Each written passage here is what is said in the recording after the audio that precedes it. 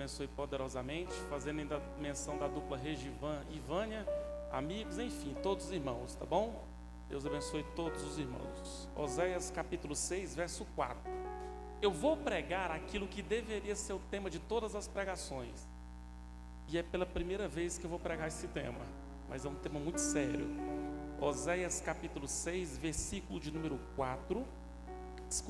Versículo de número 3. Irmãos, eu não vou falar nem 1 milímetro a mais do que Deus não colocou no meu coração, tá bom? Oséias capítulo 6, versículo de número 3 é uma ordem bíblica para nós. A Bíblia diz assim: conheçamos e prossigamos em conhecer o Senhor. Como alva será a sua saída, e ele a nós virá como a chuva, como chuva serôdia e rega a terra. Vou repetir apenas a parte A. Conheçamos e prossigamos em conhecer ao Senhor. Amém? Podem se sentar, irmãos. Irmãos, eu preciso deixar algumas coisas bem claras aqui. A primeira coisa que a gente precisa deixar bem claro é o aspecto de que o texto vai nos dar um mandamento que é praticamente impossível de acatar. Quando a Bíblia utiliza esses verbos conhecer e prosseguir em conhecer a Deus, isso implica em dizer que ninguém vai ter pulmão suficiente para mergulhar no fundo do conhecimento sobre Deus. Eu, por exemplo, enquanto era aluno aqui da nossa faculdade, a gente estudou um curso muito bacana chamado Teologia. E teologia tem como significado o estudo sobre Deus. Mas a pergunta é: será que realmente isso é possível? Uma outra pergunta muito clara, muito séria e ao mesmo tempo que nos confronta: será que realmente nós conhecemos a Deus como Ele queria que nós o conhecêssemos? E a terceira pergunta é: quais são os seus atributos? Quais são as suas marcas, as suas características? O que é que Ele faz? O que é que Ele não faz? Aonde Ele está? Aonde basicamente Ele reside? Quais são os seus adjetivos que o definem? E a minha proposta é mostrar um pouco da grandeza do Deus que está no nosso meio aqui nessa noite. Eu preciso dizer isso para você. Eu tenho fé no que eu creio e eu creio que eu prego. E eu prego que um Deus que desce dos céus à terra para habitar dentro do coração de um homem e de uma mulher que o adora em espírito e em verdade. Eu quero falar nessa noite sobre algumas peculiaridades que só Deus tem, alguns atributos que só Ele porta, porque talvez nós conhecemos um pouco desses atributos, nós vamos conhecer de fato quem Ele é. E o primeiro atributo que eu quero falar para você que Deus tem e que nenhum homem tem, que uma autoridade, seja do executivo, legislativo, judiciário, eclesiástica, ninguém tem. Eu quero falar de atributos que anjos não têm, demônios não têm, somente o seu Deus tem. E antes de mais nada eu preciso dizer para você que eu já vou introduzir, dizendo que o seu Deus, Ele tem um atributo que só Ele pode abrir a boca para dizer: eu sou totalmente independente. Pode ser que você abra a boca e diga assim: Starley, mas eu não gosto de depender dos outros. Eu respondo e confirmo para você que eu também não. Depender dos outros não é bom. Depender dos outros, vez ou outra, você pede favor e acaba ficando na mão das outras pessoas. Mas a gente precisa deixar bem claro que Deus, com o propósito de golpear a nossa soberba, o que Ele faz? Resposta: Ele faz eu e você dependermos dos outros. Logo, será que a roupa que você está usando foi você que fez? Será que simplesmente o sapato que está calçando seus pés foi você quem criou? Porque se não tiver sido o sapato que você está usando, você quem criou, e se simplesmente a roupa que você estiver usando não foi você quem criou, significa que você depende dos outros para vestir, você depende dos outros para calçar. Pode ser que você dependa dos outros para comer. Pode ser que o máximo que você faça é arrancar o dinheiro da sua carteira e pedir para alguém comprar. Mas pode ser também que você dependa dos outros para preparar a comida. Não importa o que eu quero não importa o que você está acreditando, mas o que eu quero que você entenda é que todo ser humano, ele vai carregar consigo o atributo de depender dos outros. A Anaíse ministra louvor, mas ela não dá conta de cantar e ao mesmo tempo dá conta de tocar. E mesmo que se desse conta de fazer os dois, os instrumentos simplesmente são muitos e não tem mão suficiente. Às vezes vai faltar cognição diferente. Vai faltar cognição simplesmente para completar o ministério de um departamento de uma igreja. Aqui nós temos 2 pastores que estão aqui. Eles sabem que enquanto autoridades espirituais vão precisar de gente boa para trabalhar, para esparramar o reino de Deus na terra. Você viu aqui uma dupla ungida de amigos meus cantando, o Regivan e a Vânia. Já não é a de agora que eu vejo eles cantar e louvar a Deus, mas parece que quando a Vânia não canta, parece que está faltando alguma coisa. O que eu quero que você entenda? O Regivan de fato depende da Vânia. É isso que eu quero que você entenda nessa noite. Você depende de alguém. A pergunta é: Deus depende de quem? Deus depende do quê? Será que as vestes que estão na sua palavra, dizendo que ele tem vestes semelhantes igual a lã, da cor branca igual a neve, será que foi um anjo que foi lá e fabricou para ele? Eu preciso dizer para você exatamente o que você precisa entender aqui nessa noite. As roupas de Deus não foi alguém quem criou para ele.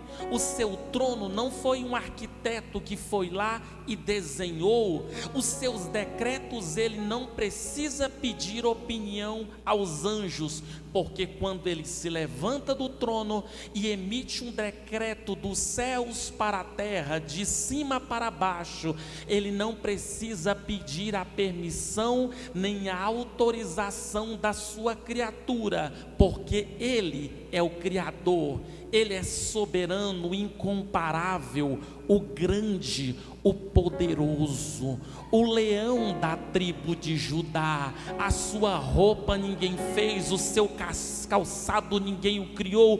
Quando ele desce aqui na terra, ele não precisa pedir autorização dos homens. O nosso Deus é suficientemente independente e poderoso. O Dr. Wayne Grudem vai dizer que a independência de Deus se define assim: primeiro, Deus, pastor Aldo, não precisa de nós e nem do restante da criação para nada. É importante você colocar isso na sua cabeça. A pergunta é: Deus depende de mim para quê? Resposta: para nada. E para pregar o evangelho também não depende de você. Ele não depende de mim, de você, de homens, de anjos, para nada. Porém, tanto nós quanto o restante da criação, mesmo simplesmente ele não dependendo de nada, nós podemos dar glória. O que significa? Ele é independente, mas ele aceita louvor e ele aceita a adoração da sua criatura.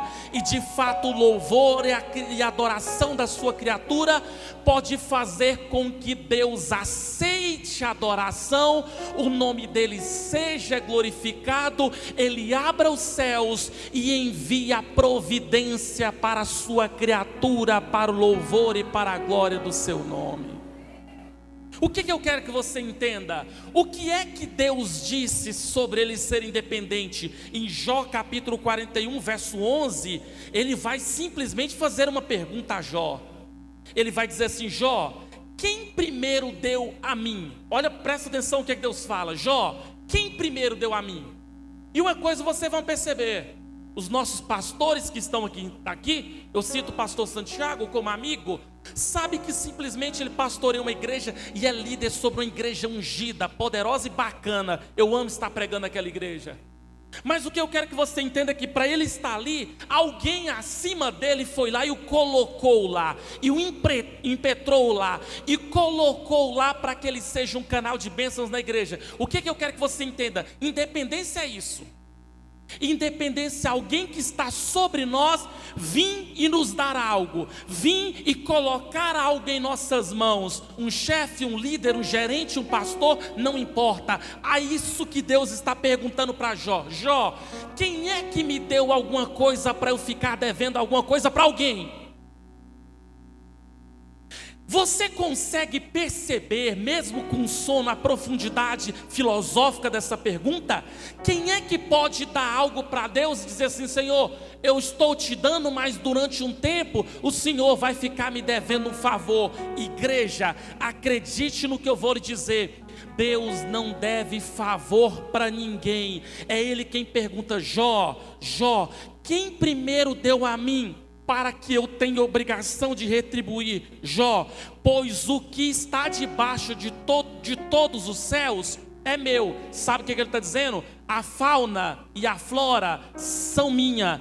Elas existem porque eu as criei. Eu criei o sol para governar o dia. Eu criei a lua para governar a noite. Eu colei as estrelas no céu. Eu criei os elementos da natureza. Criei anjos, criei os céus e criei a terra. Jó, tudo que existe só existe porque eu sou independente, e eu criei vocês para dependerem uns dos outros, porque vocês dependendo uns dos outros, vocês vão reconhecer que vocês não podem nada, mas eu posso todas as coisas, que vocês não são nada, mas eu sou tudo, que vocês são a criatura, mas eu o Criador, que vocês são pequeno, mas eu sou o grande, o digno de honra e o digno de glória.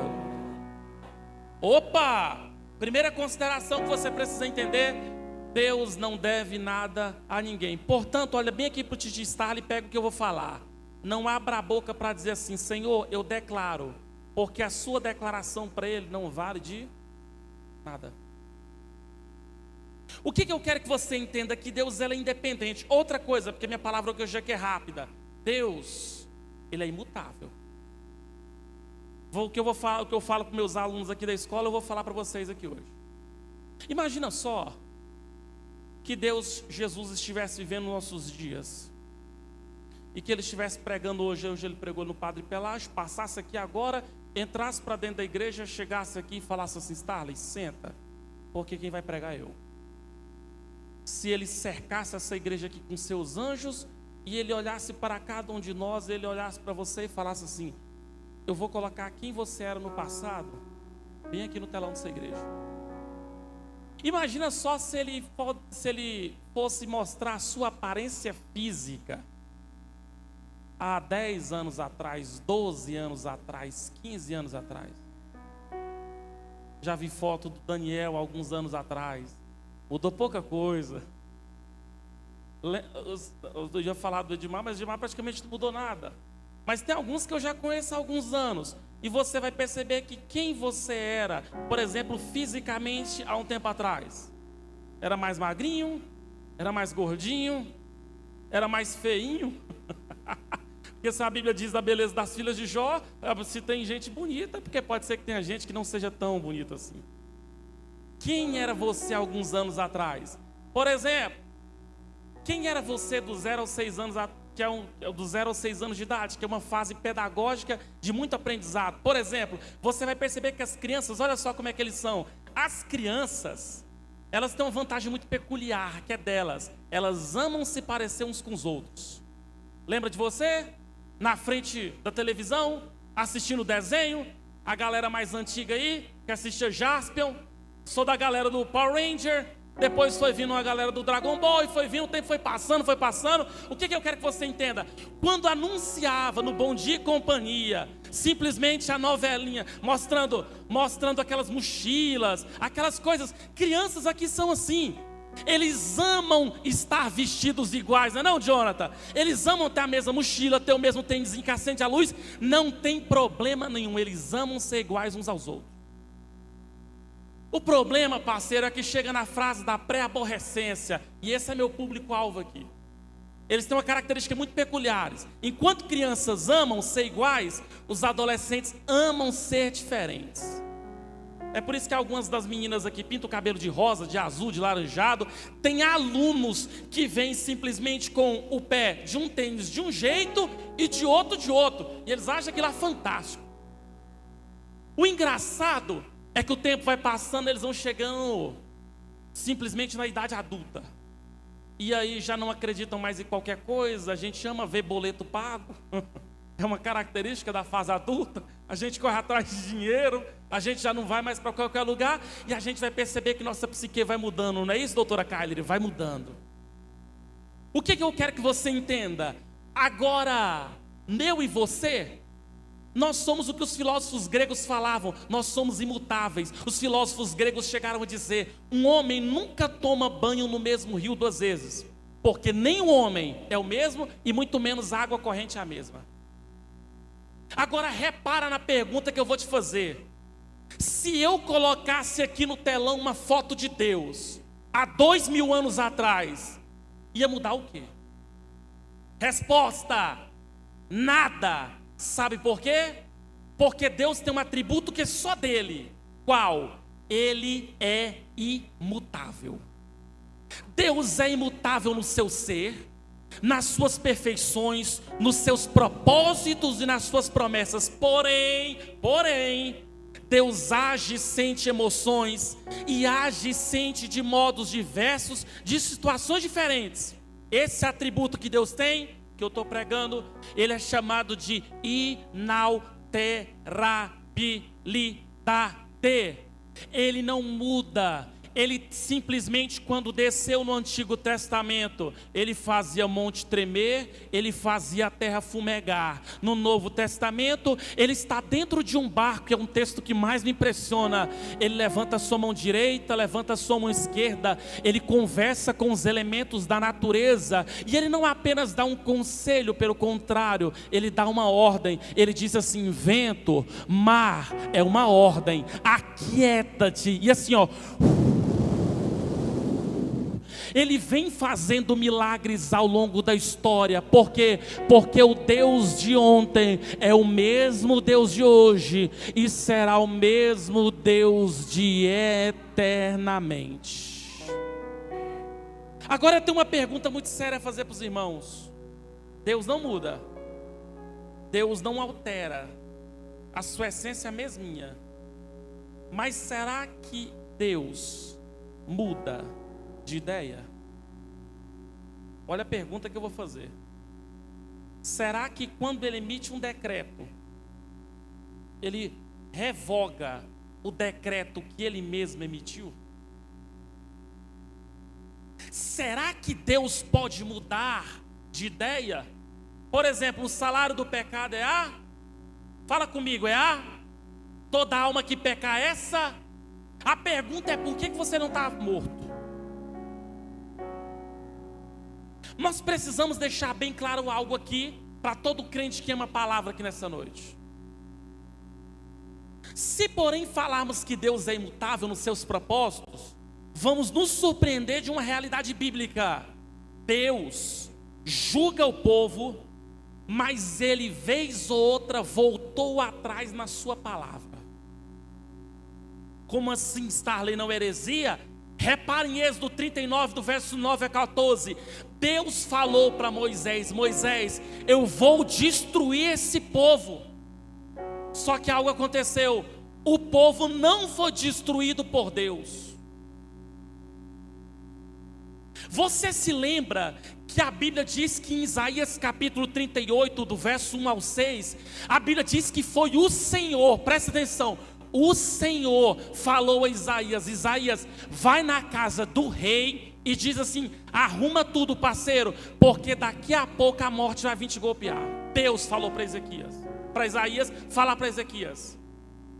Quando o decreto é emitido, a Bíblia Sagrada vai dizer que Ezequias coloca o seu rosto no cotovelo e chora e fala com Deus e se humilha e diz: Senhor, eu sou pó, eu sou nada, tem misericórdia de mim. E a Bíblia diz que quando Isaías já estava no metade do caminho, Deus chegou em Isaías e falou: Isaías, volta e diz para Ezequias: eu estou dando mais 15 anos de vida.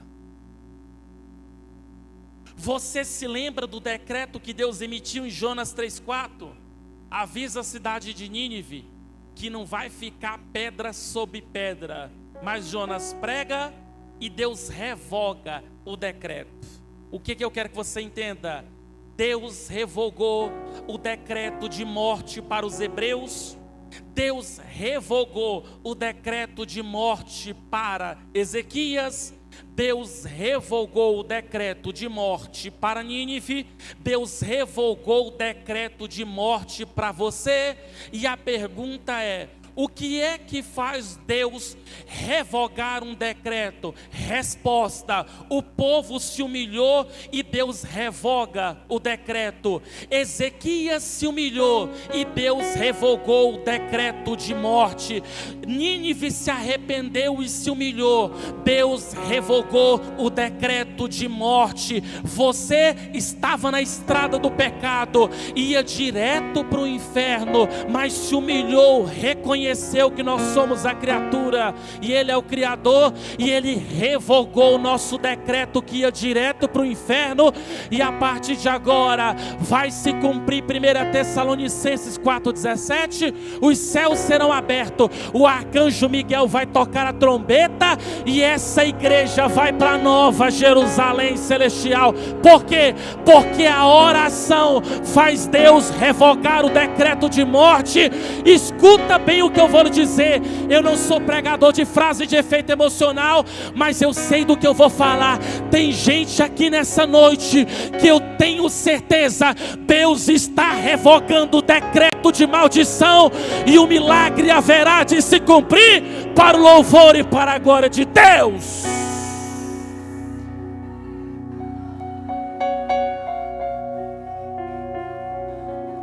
Olha bem para cá, Titi Starley já vai acabar. Amém? Amém? Você começa a perguntar, o povo já começa a ter dificuldade para responder. Já está na hora. Eu aprendi que nem Deus fala quando o povo não quer ouvir, que de lá eu. Então já estou acabando. Último atributo. Antes de mais nada, eu preciso te dar uma boa notícia. Você é infinito. Sabe como assim eu sou infinito? Eu acreditava, jurava de pé junto que não, você é. A filosofia defende o infinito assim: infinito é tudo aquilo que tem começo e não tem final. Uma vez que você entrou na existência, você não sai dela nunca mais, ou para o céu ou para o inferno. Não abra a boca para dizer que Deus é infinito, porque Ele é muito mais do que infinito. Ele é eterno. Uma certa feita me perguntaram no Instagram, esse vídeo deu uma viralizadinha. Me perguntaram assim: Deus não existe, você concorda? Eu disse perfeitamente. Até porque quem existe sou eu e você. Ele não existe, Ele é. Ele é o quê? Ele é eterno. Então o que significa Deus ser eterno? Resposta: é um Deus que não tem princípio. Irmãos, ninguém começou a Deus. Ninguém iniciou a Deus. Ele começou começando o começo de todas as coisas. Ele não tem princípio, Ele não tem fim, Ele não tem sucessão de momentos no seu próprio ser. Ele percebe todo o tempo de igual modo. Deixa eu explicar isso aqui. Se eu perguntar para você qual foi sua segunda refeição quando você tinha 17 anos de idade, você se lembra? Não, porque você simplesmente não vai conseguir lembrar de alguns fatos que estão no seu passado. Agora olha só o que eu quero que você entenda. Deus, quando Ele olha, a aula de teologia hoje é que tá boa, né? A aula de teologia que está dando tudo certo. Deus, quando Ele olha para o passado, para o presente e para o futuro, diferente de nós que vê com clareza o presente, Ele vê, meu pastor Aldo, com a mesma clareza o passado, Ele vê o presente e Ele vê o futuro. Por que, Starley, que Ele faz isso? Porque Ele é Deus. E segundo, é porque Ele é um Deus atemporal. Ele não está no nosso tempo. É por isso que quando Ele faz uma promessa para você, ó, eu vou fazer isso um dia, nossa mentezinha desse tamanho fala assim: eita, Ele vai fazer? Então ele vai chegar aqui, aquele vai dar um pulinho, aquele vai dar uma rodadinha, e ele vai chegar exatamente por aqui. Sabe o que acontece? Ele chega do jeito que você pensou que ele ia chegar, e ele nunca vai chegar, sabe por quê? Porque no dia que ele fizer isso, ele vai deixar de ser Deus, ele não vai deixar de ser Deus jamais. Portanto, escuta bem o que eu vou lhe dizer. O relógio do seu braço é Cronos, o de Deus é Kairos. O relógio do seu jeito trabalha do seu jeito, mas o relógio no braço de Deus, 1000 anos para ele é 1000 dias, 1 ano para ele é 1000 dias. O que ele está querendo dizer? O meu relógio é diferente do de vocês, porque vocês são limitados a tempo e espaço. Eu sou onipresente, eu ocupo cada átomo, cada próton, cada nêutron. Eu estou em todos os lugares, e todos os lugares estão escondidos dentro da minha glória. Ou seja, eu sou eterno. Ou seja, o que Deus está querendo dizer para mim? Ele está querendo dizer para mim e para você que as nossas frustrações pegaram eu e você de surpresa, mas o nosso Deus, nada pode surpreendê-lo, nenhuma decepção, nenhuma dor, nem a morte de alguém, nada pode surpreender ou causar surpresa num Deus que vê tudo. Por que, Starley? Porque ele vê tudo. Sabe o que ele falou? Eu sou o alfa, é a primeira letra do alfabeto grego. Eu sou o ômega, eu sou aquele que era, eu sou o que é, e eu sou o que há de vir. Eu sou todo poderoso. Sabe o que ele está dizendo? Salmo 90, verso 2: porque de eternidade a eternidade Tu és Deus. Vamos ficar de pé? Eu preciso apenas te dar uma última notícia. Deus, Ele tem algo que nós também não temos. Ele é onipresente. Starley, o que significa Deus ser onipresente? Memoriza só isso aqui, tá? Memoriza isso aqui. A onipresença de Deus é assim: Deus, Ele não tem tamanho. Como assim, Starley? Para com isso, você vai fundir minha cabeça aqui hoje. Como assim Deus não tem tamanho? Vou perguntar, qual é a sua altura, hein? Você é considerado alguém alto? Toco de amarrar jegue, alpinista de meio fio, salva-vida de aquários? Você é considerado alguém pequeno? Alguém que o anjo gosta? Porque quando eles descem aqui na terra, diz que ele gosta dos mais baixinhos, né? Que eles enchem primeiro. A pergunta é: você é alto ou você é baixo? Olha bem o que eu vou lhe falar aqui. Eu vou fazer isso para ficar claro que você precisa conhecer o seu Deus de uma forma racional. Se eu estivesse numa sala com você, eu perguntasse assim: qual é a sua altura? E você falasse assim para mim: eu não sei. Eu falasse assim: vamos medir a sua altura? Vamos medir a sua altura. E eu pegasse uma régua, uma trena, não, enfim, eu fosse medir a sua altura. Do alto da cabeça à planta dos seus pés. Qual seria o número que apareceria? Agora, o que eu vou fazer com você é lhe provocar. Os filósofos árabes dizem que o ser humano é igual tapete, vez ou outra você tem que sacudir. E se Deus descesse, olhasse dentro dos seus olhos e falasse assim: pega uma trena, você vai medir minha altura. Que número ia aparecer? Ele ia olhar para você e dizer assim: eu não tenho altura, eu não tenho largura, eu não tenho profundidade. Ele ia dizer assim: mas eu mesmo não tendo altura, largura nem profundidade,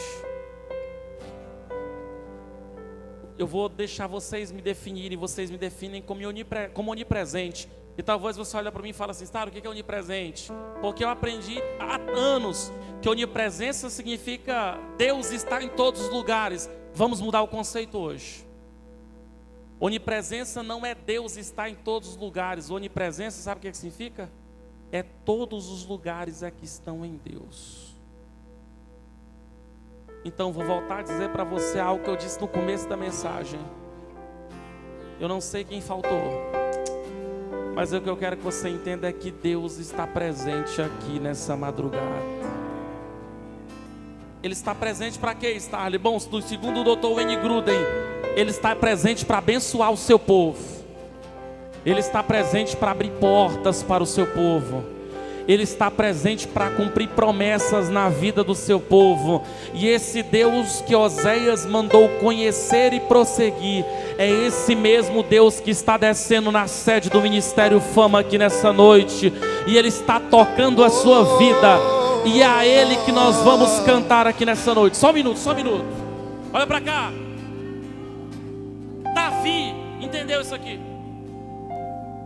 E é por isso que vai sair um dos salmos mais belos, o Salmo 139, do verso 7 ao 10. Davi faz a pergunta: Senhor, para onde eu fugirei do teu espírito? Para onde eu vou me esconder e vou fugir da tua face? Porque se eu fizer a minha cama lá no fundo do Oceano Pacífico, lá no fundo, será que a tua presença consegue penetrar o tecido de água e ir até lá? Davi diz: Senhor, eu sei que lá tu vai estar. Mas se eu tomar as asas da alvorada, e se eu me colocar no mais alto dos céus, Senhor, será que a tua mão chega até lá?